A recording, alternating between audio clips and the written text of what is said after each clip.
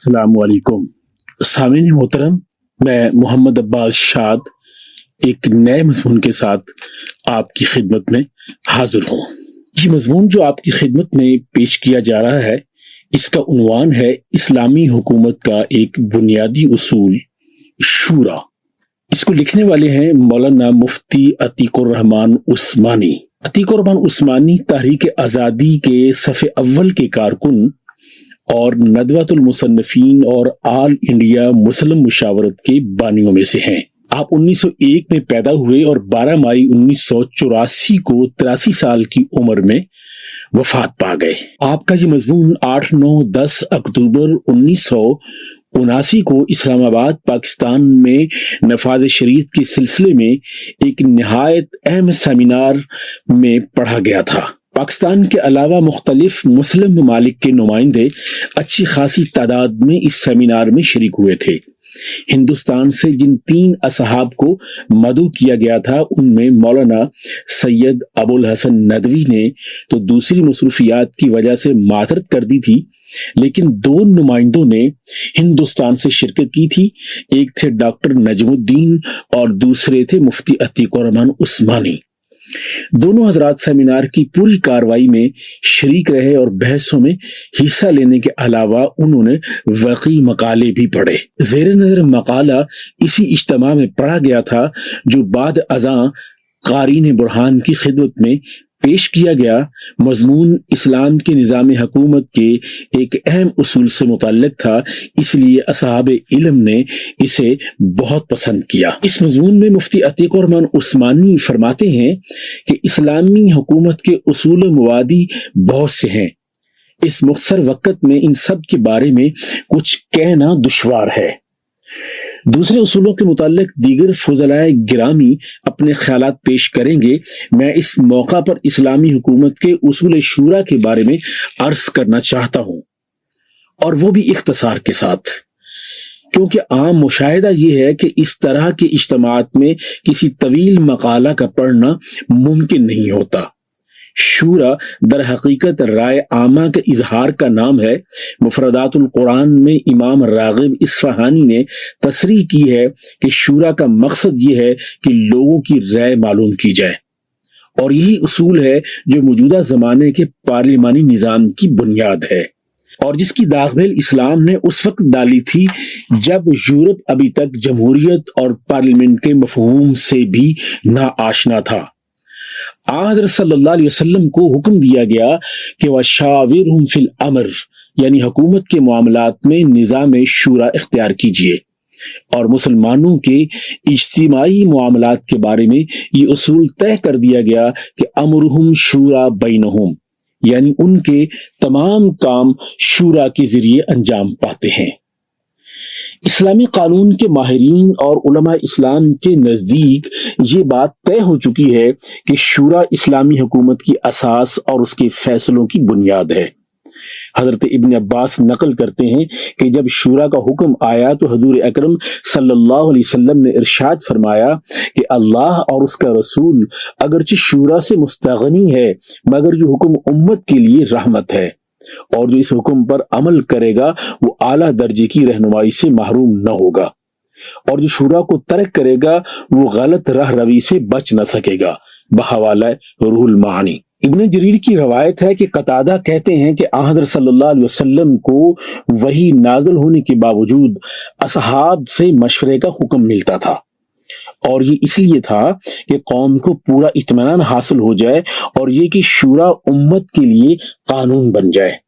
حضرت ابو ہریرہ رضی اللہ تعالیٰ عنہ کہتے ہیں کہ میں نے کسی ایسے شخص کو نہیں دیکھا جو اپنے رفقا سے مشورہ کرنے میں اتنا زیادہ سرگرم ہو جس قدر رسول اکرم صلی اللہ علیہ وسلم مشورہ کرتے تھے۔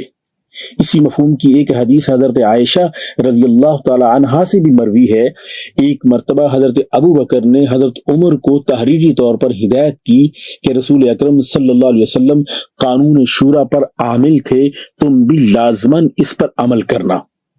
اتنا نہیں بلکہ حضرت عمر کے تعامل سے یہ بات بھی ثابت ہے کہ وہ عورتوں سے بھی مختلف معاملات میں رہ لیتے تھے، چنانچہ تفسیر مظہری جلد دوم صفحہ نمبر 161 پر مولانا ثناء اللہ پانی پتی نے ضحاک کا ایک بیان نقل کیا ہے کہ فاروق اعظم نے عورتوں کو بھی حق رائے دہی دیا تھا۔ ان امور کی روشنی میں یہ بات واضح ہو جاتی ہے کہ امیر کے لیے ضروری ہے کہ وہ اپنے لیے ایک مجلس شورا بنائے، کیونکہ ایک شخص ہر معاملے میں اتنی واقفیت اور مہارت نہیں رکھتا جتنا معاشرے کے دوسرے افراد رکھتے ہیں۔ مکی دور میں اجتماعی مشوروں کے لیے دار ارقم کو مجلس شورا کا ایوان بنایا گیا تھا۔ مدنی دور میں حضور اکرم صلی اللہ علیہ وسلم کے زمانے تک کھلے میدانوں کو بھی اس مقصد کے لیے استعمال کیا گیا تھا، اور مسجد نبوی میں اس طرح کے اجتماعات ہوتے تھے۔ خلافت راشدہ میں سب سے پہلے سقیفہ بنی سعدہ سے ایوان شورا کا کام لیا گیا۔ جب اسلامی حکومت کے ایک اصول اور اساس کی حیثیت سے شورا کا مسئلہ زیر بحث آتا ہے تو یہ سوال پیدا ہوتا ہے کہ امیر حکومت یا خلیفہ وقت یا امام المسلمین شورا کے فیصلے کا پابند ہے یا نہیں۔ ہم اپنے اس مقالے کو اس بحث پر مرکوز کرنا چاہتے ہیں، اور یہ اس لیے کہ اسلامی نظام حکومت میں امیر کی حیثیت اور اس کے اختیارات متعین ہو جاتے ہیں۔ بہت سے لوگ یہ سمجھتے ہیں کہ امیر آزاد ہے اور وہ شورا کے فیصلے کا پابند نہیں۔ اس اعتبار سے امیر کی حیثیت ان کے نزدیک آمر مطلق یعنی ڈکٹیٹر کی ہو جاتی ہے، اور شورا کی حیثیت اور اہمیت صفر کے درجے میں پہنچ جاتی ہے۔ لیکن حقیقت اس کے بالکل برعکس ہے۔ اسلامی حکومت شورائی حکومت اور امام اس کا با اختیار رہنما اور صاحب تنفیذ قوت ہے۔ اس لیے قدرتاً امام شورا کے اختیارات کا نمائندہ ہے اور انتظامی معاملات میں مجلس شورا کے فیصلوں کا ترجمان۔ قرآن حکیم میں امرہم شورا بینہم یعنی مسلمانوں کے معاملات اور انتظامی امور آپس کے مشورے سے انجام پاتے ہیں، یہ حکم عام ہے، اور حکومت کے صدر نشین کو یہ حق نہیں پہنچتا کہ وہ مجلس شورا کے فیصلے دینے کے بعد بھی اپنی اسی رائے پر عمل کرے جو مجلس شورا کے فیصلے کے خلاف ہو۔ حکومت کے امیر اور سربراہ کے لیے ضروری ہے کہ وہ ارباب حل و عقد سے مشورہ لے اور اس مشورے کی پابندی بھی کرے۔ بہت سے حضرات کو قرآن مجید کی ایک دوسری آیت سے غلط فہمی ہوئی ہے اور انہوں نے اس سے غلط نتیجہ نکالا ہے۔ وہ آیت یہ ہے وَشَاوِرْهُمْ فِي الْأَمْرِ فَإِذَا عَزَمْتَ فَتَوَكَّلْ عَلَى اللَّهِ، یعنی معاملات میں اپنے اصحاب سے مشورہ کر لیا کیجئے، اور جب آپ معاملہ متعلقہ میں عزم کر لیں تو اعتماد خدا ہی پر رکھیے۔ ان الفاظ سے بہت سے لوگوں کو یہ خیال پیدا ہو گیا کہ مشورہ کرنا تو امام کے لیے ضروری ہے مگر مشورے کی پابندی ضروری نہیں۔ آئیے غور کریں کہ عزم سے پیدا ہونے والی رائے شورا کے فیصلے کی پابند ہے یا نہیں۔ غور فرمائیے کہ قرآن حکیم میں شورا کو پہلے ذکر کیا گیا اور عزم کو بعد میں۔ اس لیے منشا اور مقصد یہ ہے کہ کسی معاملے کو طے کرنے کے لیے مجلس شورا طلب کی جائے، اور یہ مجلس جو فیصلہ کر دے وہ عزم کی بنیاد بن جائے۔ ظاہر ہے کہ اگر امام یا امام شورا کے فیصلے کو نظر انداز کر دیا کرے گا اور ذاتی و شخصی رائے پر عمل کرتا رہے گا تو یہ بات مجلس شورا کے لیے ازالہ حیثیت عرفی کے مرادف ہوگی، اور ایسے امیر اور ایک ڈکٹیٹر کے درمیان کیا فرق رہ جائے گا۔ دوسری بات یہ ذہن میں رکھنے کی ہے کہ اس آیت میں خطاب بطور خاص رسول اکرم صلی اللہ علیہ وسلم سے ہے، اور پیغمبر کے احکام شورا کے باوجود بھی واجب التعمیل ہوتے ہیں، کیونکہ پیغمبر کی ایک حیثیت تو یہ ہوتی ہے کہ وہ مسلمانوں کا امیر اور والی ہوتا ہے، اور دوسری حیثیت یہ ہوتی ہے کہ اس زمین پر خدا کی آواز ہوتا ہے۔ اس آیت کی روح سے کسی صدر حکومت کو وہ اختیارات حاصل نہیں ہوتے جو آپ کی ذات کو مخاطب کر کے آپ کے ساتھ مخصوص کر دیے گئے ہوں۔ ہمارا مقصد اس بحث سے یہ ہے کہ اس بات سے اگر کسی کو انکار ہے کہ عزم کا تعلق مجلس شورا کے فیصلے سے بھی ہے تو بھی یہ بات نظر انداز کرنے کی نہیں کہ یہ حکم آپ کی پیغمبرانہ حیثیت کی وجہ سے آپ کے ساتھ مخصوص ہے۔ امرہم شورا بینہم یعنی مسلمانوں کے کام شورا سے طے پاتے ہیں، قرآن میں یہ الفاظ ایک مستقل دفعہ کی صورت میں موجود ہیں اور اس کے خلاف کسی حکومت کا کوئی امیر حرکت نہیں کر سکتا۔ چنانچہ ابن کثیر اپنی تفسیر میں آیت عزم کی تشریح کرتے ہوئے حضرت علی کی یہ روایت نقل کرتے ہیں کہ حضور اکرم صلی اللہ علیہ وسلم سے یہ دریافت کیا گیا کہ عزم سے کیا مراد ہے، تو آپ نے ارشاد فرمایا مشاورت اہل الرائے ثم اتباعہم، یعنی اہل الرائے کا باہمی مشورہ اور اس کے بعد شورا کے فیصلے کی پابندی۔ معلوم ہوا کہ عزم حقیقت میں وہ ارادہ ہے جو امام کے دل میں شورا کے فیصلے پر کاربند ہونے کے لیے پیدا ہوتا ہے۔ اسی آیت عزم کے سلسلے میں احکام القرآن میں امام ابو بکر جساس نے واضح طور پر لکھا ہے وفی ذکر العزیمتی عقیب المشاورتی دلالت علی انہا صادرت عن المشورہ، یعنی قرآن میں عزم کا ذکر شورا کے بعد آیا ہے اور یہ اس کی دلیل ہے کہ فیصلہ اور عزم وہی معتبر ہے جو شورا کے فیصلے کا نتیجہ اور شورا سے صادر ہوا ہو۔ حافظ ابن کثیر نے بھی یہی بات لکھی ہے۔ ان تمام تصریحات کے بعد امام کے شخصی فیصلے کو شورا کے فیصلے پر ترجیح دینا درست نہ ہوگا۔ اگر کسی کا ذہن ان تصریحات سے مطمئن نہیں ہوتا اور اس کا یہ اصرار قائم رہتا ہے کہ امام کے شورا کے فیصلے کے پابند ہونے پر کوئی صراحت النص موجود نہیں ہے، تو اس بات کا اقرار کم سے کم کریں گے کہ اس دائرہ خاص میں کوئی واضح اور متعین حکم موجود نہیں ہے۔ ان اصحاب کے لیے اکیلے سوچنے کی بات یہ ہے کہ نبوت اور خلافت راشدہ کے عہد کو 1400 سال گزر چکے ہیں۔ خلفاء راشدین کا درجہ تو بہت اونچا ہے۔ اب جو لوگ مسلمانوں میں ہیں وہ تصوف، خوف خدا اور احساس ذمہ داری میں ان کے خاک پا کے برابر بھی نہیں۔ کیا ایسے معاشرے میں کسی فرد واحد کو بے لگام اور مطلق العنان بنا دینا درست ہوگا؟ کیا تنہا ایک فرد کو ارباب حل و عقد کے فیصلوں سے آزاد اور مسلمانوں کے معاملات کا تنہا ذمہ دار بنا دینا مناسب ہوگا؟ بعض لوگوں کو اس معاملے میں جو غلط فہمی ہوئی ہے اور انہوں نے سربراہ حکومت کو مختار مطلق العنان مان لیا ہے، اس کی وجہ سیرت و تاریخ کے وہ 3 واقعات ہیں جنہیں صحیح ڈھنگ سے نہیں سمجھا گیا۔ ایک صلح حدیبیہ کا واقعہ، دوسرا حضرت ابو بکر کا جیش اسامہ کو رخصت کرنا، تیسرے مرتدین زکوٰۃ کے بارے میں آپ کا عمل۔ اس سے پہلے کہ ان 3 واقعات کی صحیح تصویر پیش کی جائے، مناسب معلوم ہوتا ہے کہ علماء اسلام کی ایک تصریح کا پھر سے ذکر کر دیا جائے۔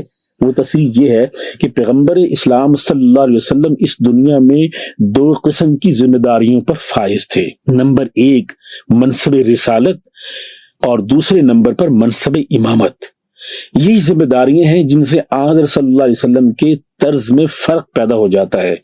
آپ منصب رسالت کا کام خدا کے حکم کے مطابق انجام دیتے تھے اور منصب امامت کا کام شورا کے ذریعے سے۔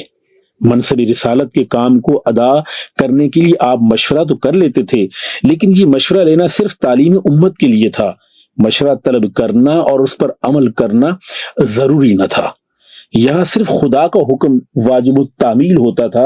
البتہ اس متعین شکل کے علاوہ آپ نے اپنے کسی عزم کو شورا کے خلاف استعمال نہیں کیا۔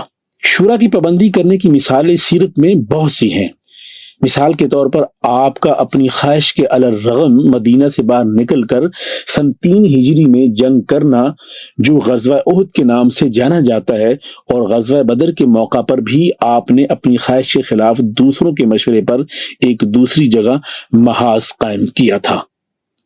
آپ صلح حدیبیہ کے واقعے کو لیجئے، یہ ان واقعات میں سے ایک ہے جن کو امام کے اختیار مطلق کی تائید میں پیش کیا جاتا ہے۔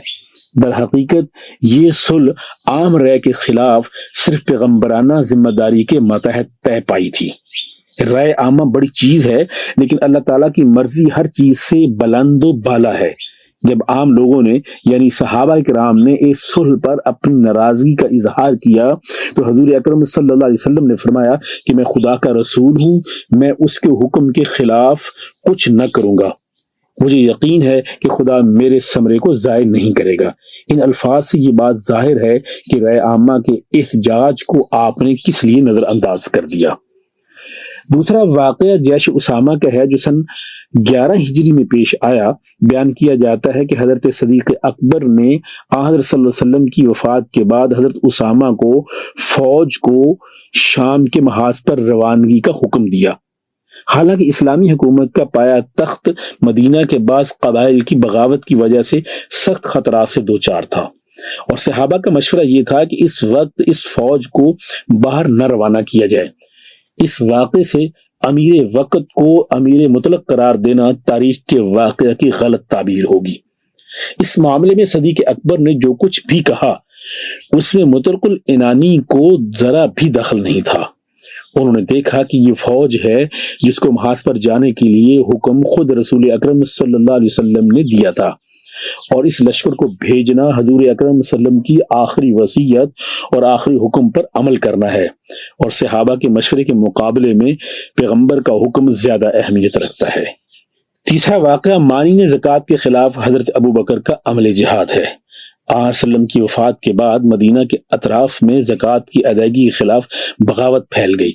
لوگوں کا کہنا تھا کہ نماز تو ہم پڑھیں گے لیکن زکوٰۃ ادا نہیں کریں گے۔ لوگوں نے یہ مشورہ دیا کہ حالات کا تقاضا یہ ہے کہ ان سے تحمل سے کام لیا جائے اور مانع زکوٰۃ سے کوئی تعرض نہ کیا جائے۔ حضرت صدیق اکبر نے اس مشورے کو رد کر دیا، اور انہوں نے شورا کے ارکان کو یاد دلایا کہ زکوٰۃ خدا کے حکم سے واجب ہے، اور خدائی احکام میں شورا کو کمی بیشی کا بالکل اختیار نہیں ہے۔ حضرت ابوبکر کی تقریر کے بعد حضرت عمر کو بھی شرح صدر ہو گیا کہ حضرت ابوبکر کی رائے صحیح ہے، اور اللہ نے ان کے دل جہاد کے لیے کھول دیے۔ اس بارے میں علامہ نووی نے شرح مسلم میں بحث کی ہے، اور یہ لکھا ہے کہ حضرت ابوبکر صدیق رضی اللہ تعالی عنہ کی تقریر کے بعد صحابہ ان کی دلیل کے قائل ہو گئے تھے۔ یہ بڑی نادانی ہوگی کہ صدیق اکبر لوگوں کے سامنے شریعت کے اصول پیش کر رہے ہوں، اور اس واقعے کو سامنے رکھ کر کچھ لوگ یہ بات دماغوں میں بٹھانے کی کوشش کریں کہ خلیفہ اول شورا کے فیصلوں کو رد کر کے اپنے شخصی عزم پر عمل کرنے کے عادی تھے، اور مطلق العنان آمر کی حیثیت سے کام کرتے تھے۔ اسلام نے جمہوریت کا جو مزاج بنایا ہے وہ آج بھی دنیا کی قوموں کے لیے نمائندہ اور نشان راہ کی حیثیت رکھتا ہے۔ آج مدتوں کے بعد دنیا اسلام میں اسلامی نظام کو اپنانے اور غیر اسلامی نظاموں کو رد کرنے کی خوش آئند اور خوشگوار لہر چل پڑی ہے۔ اس لیے اسلامی نظام کے مطابق دستور سازی کے مرحلے بھی پیش آئیں گے، اور دستور سازی میں یہ مسئلہ یقیناً اہمیت رکھتا ہے کہ سربراہ حکومت اپنی شورا کا پابند ہے یا شورا کے فیصلے سے آزاد۔